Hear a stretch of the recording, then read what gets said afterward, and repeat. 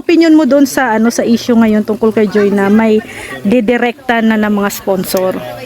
May nagdidirect ng sponsor? Ito ba yun? Sabi ni founder ay, pero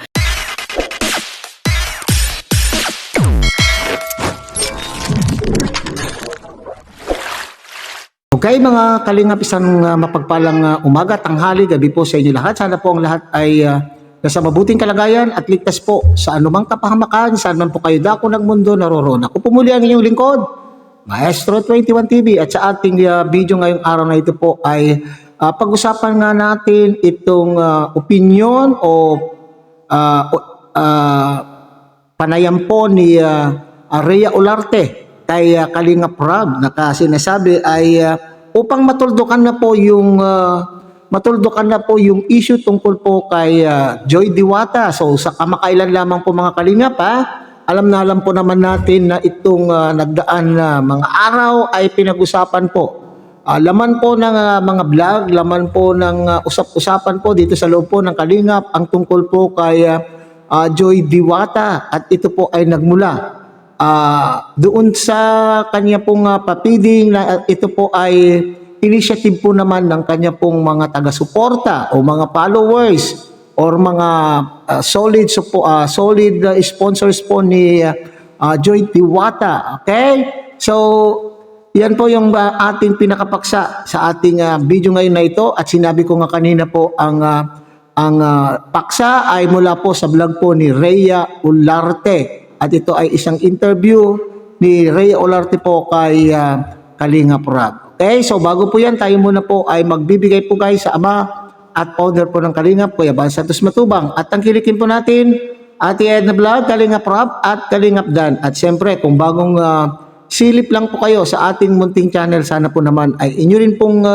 tangkilikin sa pamamagitan po ng pagbibigay nyo ng like, share, and subscribe. At tuloy, pindutin na rin po ang notification bell, at nang sa ganon, tayo pa rin po ay magkita-kita at magsama-sama sa susunod pa pong mga reaction videos na ating gagawin. Likewise, may galawad shoutout sa ating mga kasamaan po dyan sa Karepa, Kalingap Reactor Partners, sa pamumuno po yan ng ating Presidente Javier De Leon aka Birador. Okay? So, tunghayan muna natin, sabay-sabay natin na panoorin ang isang maikling video clip nga po na ating kinuha kay Miss Rhea Olarte, at dito po tayo magbabase ng ating komento, opinion, kuro-kuro at reaction. Tunghayan natin mga Kalingap. Kalingap Rob, may itatanong lang ako. Siyempre, nung nakaraang araw may issue si Kuya Bobby ay gusto lang natin na linawin at siyempre i-ano na din, parang tuldukan na rin galing mismo sa'yo. So ito Kalingap Rob, yung unang tanong ko. Yung anong opinion mo doon sa sa issue ngayon tungkol kay Joy na may didirekta na ng mga sponsor? May nagdidirect ng sponsor? Ito ba yun? Sabi ni founder ay, pero sabi ni Kuya Bal, may dalawang klase daw kasi na direkta. May direktang pakikipag-usap at may direktang pera. So ang pag may money transaction, yun yung mali talaga. Dapat pag may money na transaction, ipadaan pa rin talaga sa mga scouters, sa'yo, founder. Dapat palaging papadaan pa rin. Huwag yung direct na sa beneficiary mismo bibigay. Ito hindi lang para kay Joy, para na lang din sa general na lang natin. Huwag natin guluhin kasi focus sila sa atin eh. Sa halip na mag-focus lang sila sa pag-vlog ko, focus lang sila sa mga pag-aaral nila. Nadadagdagan pa yung stress nila dahil nga yun, mayroong mga transaction na kailangan gawin. So ito, naniniwala ka ba na kayang gawin ni Joy yun na magpa-wakwak sa sponsor if ever man, or kahit sino sa mga beneficiary mo, angels? Si Joy? Oo. Hindi. Kilala ko si Joy, matagal na si Joy, saka hindi yan mukhang pera si Joy. Oh, yan Halata naman. Ayan. Sa mga tinutulungan ko, halos lahat hindi naman mga mukhang pera na yung masyadong tawag dyan, opportunista. At kontento naman sila kung anong yung tutulong nila dyan. Kung ano yung tulong na ihahatid namin. So, pag sinabi bang rekta na sponsor, ano nasa isip mo, Kalingap Rob? Rekta? Ano na yun? Mali yun kasi nagbabypass na eh. Dapat no bypass. So, nasa rules yan ng Kalingap. Pangit yun. Ayan. So, di man karamihan talaga may contact na sa beneficiary ko, Kalinga Prab, yung mga sponsors, mga supporters. Pero mali ba yung magkukumustahan lang or magbibigay ng payo ang sponsor sa beneficiary? Pero no money involved yan. Yung kumustahan lang. Wala namang problema doon kasi ginawa natin yun eh. Kumbaga para makapag-personal na ano rin sila, makapag-thank you. Pero yung mayroon kasi ibang sponsor na parang pinangungunahan na yung mga beneficiary namin. Parang sila na yung mas masusunod, yun yung mali. Diba? Yun yung kailangan na bantayan. Ayan, ang issue na to ay di lang para kay Joy Kalinga Prab, kundi awareness na rin to para sa ibang mga beneficiary, sa mga ibang angels, no? Anong masasabi mo sa kanila if ever masangkot sila sa mga ganitong issue? Ano lang, basta sa akin, sinasabi ko sa kanila pag may problema, sabihin lang sa akin. Be honest lang palagi. Yun. Pinaka-the best dyan. Be honest lang and kausapin ako kung may gustong sabihin para maayos. Tama naman. Yun lang naman. Kasi syempre ikaw yung kuya-kuya nila, di ba? So, payo mo kay Joy at sa iba pang mga Kalingap Angels na dapat nilang iwasan para di masangkot sa ganitong issue. Ano lang, wag silang masyadong mapasilaw sa mga sa pera. And always maghingi ng payo, advice sa akin o sa mga kuya niya. Wag padaloy. Dalos-dalos. Wag padalos-dalos ang kanilang desisyon. Lalo na pag may mga pag may money involved. Kasi iba na yung ganyan. Kasi tayo Kalinga parang na-immune na tayo sa mga ganyan, ano? Experience na kasi natin. Mas okay pa rin yung tahimik na buhay. Oo. Hayaan mo na lang kung may mapatulong, di Tulong. ano na lang huwag yung ikaw mismo yung kukuha kasi may mga kapalit yung ganyan. Minsan may kapalit dyan. Kaya Minsan di mo lang makausap, itatampo. oo, tapos hahawakan na sa liig. Sa amin, wala naman sa aming kapalit. Basta may vlog ka lang namin, okay na yun. Marang enjoy lang, katulad nito, nag-i-enjoy lang. Sa amin. Oo.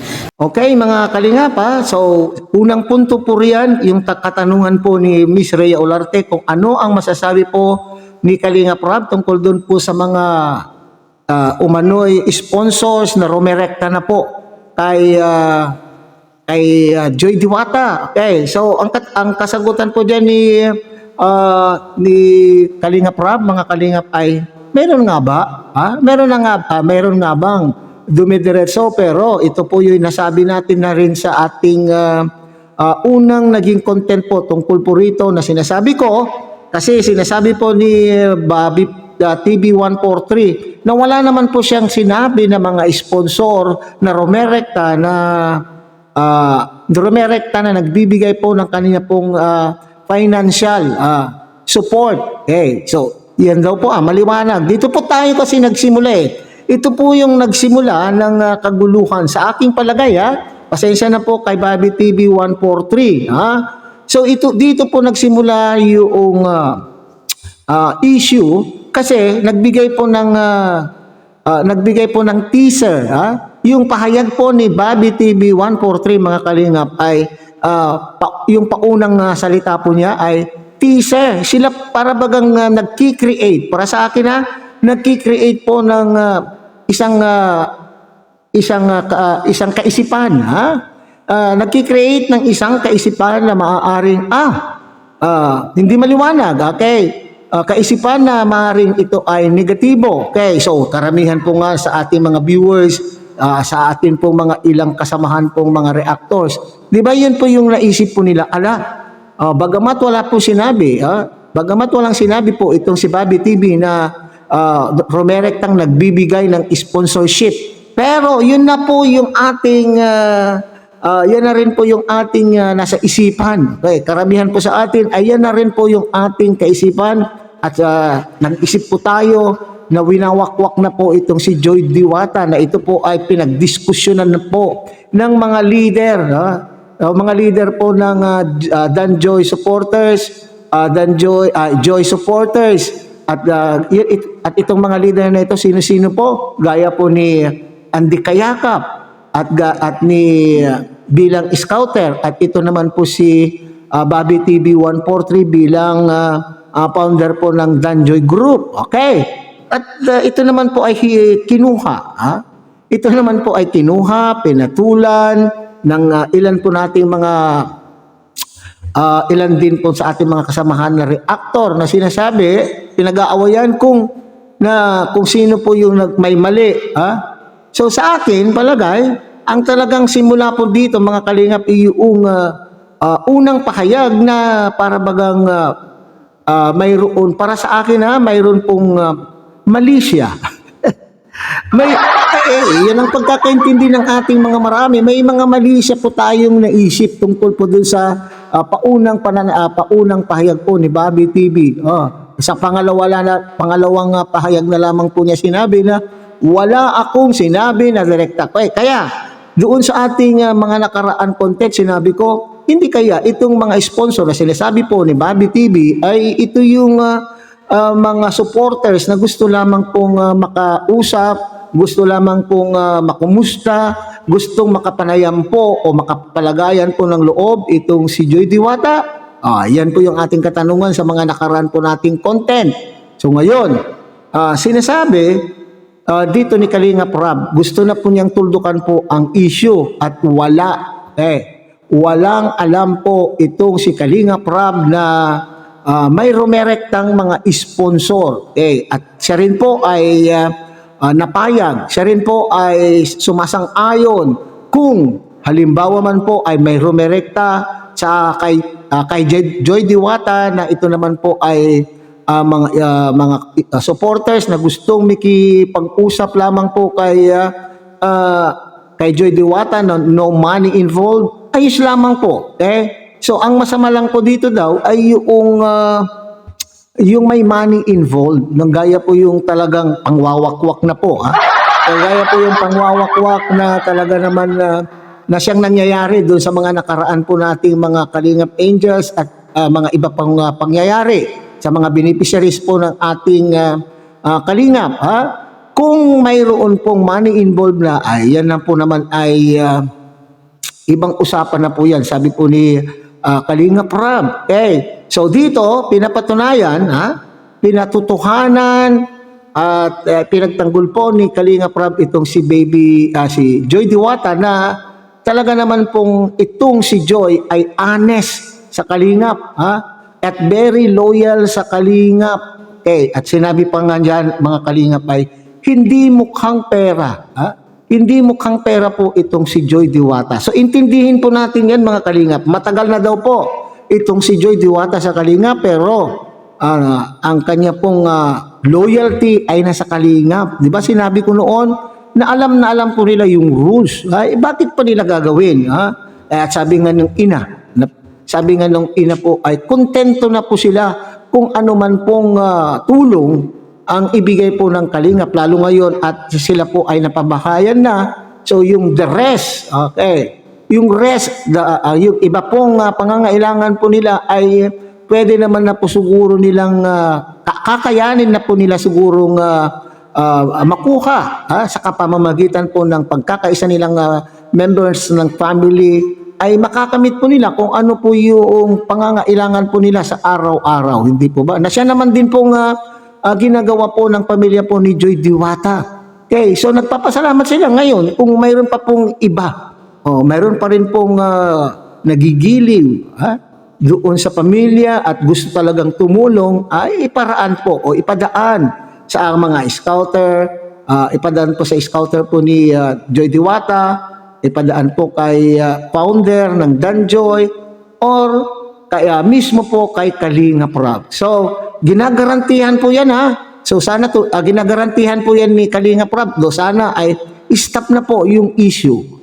Patayin na po ang issue. Ilibing na po ang issue. At hindi lamang po si Joy Diwata po ang concern po rito, kundi rin po sa lahat ng ating Kalingap Angels at beneficiaries. Sinasabi po ni Kalingap Rob ay mga honest, mga honest din po, mababait, hindi po nila kayang gawin yung sinasabi po natin na rumekta upang manghingi ng tulong po sa mga sponsor. So hopefully yan po ay matapos na yung issue.